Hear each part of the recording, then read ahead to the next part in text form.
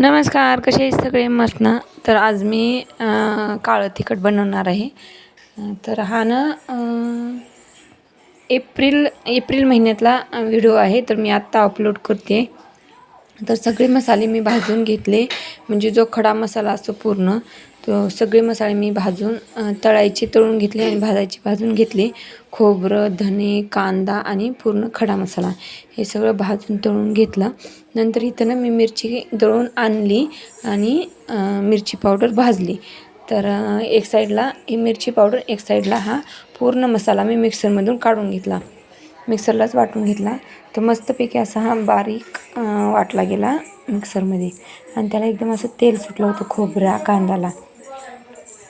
तर आता हे लाल तिखट आणि हे मसाला आपला आता मी मिक्स करून घेते, पूर्ण दोन्ही एकजीव करून घ्यायचं. मी पण पहिल्यांदाच बनवते, त्याच्यामुळे मला काय आयडिया नाही की कसं होईल ते. तर आता पूर्ण मिक्स करून घेऊ. नंतर एकदा मिक्सरला पूर्ण हा मसाला एकदा फिरून घ्यायचा, म्हणजे कसं ना जो मसाला आहे ना खडा मसाला तो मिरची पावडरमध्ये एकत्र होईल.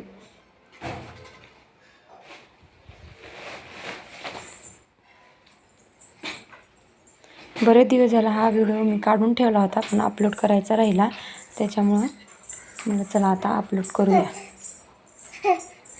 विराज आला इथं.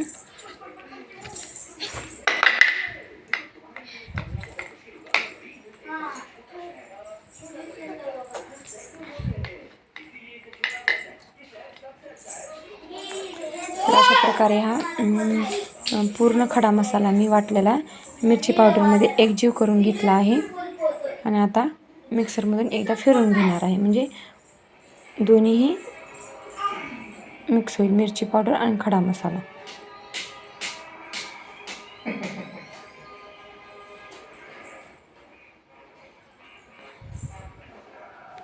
तर 1 किलोच्या जवळपास हा मसाला तयार झाला आहे.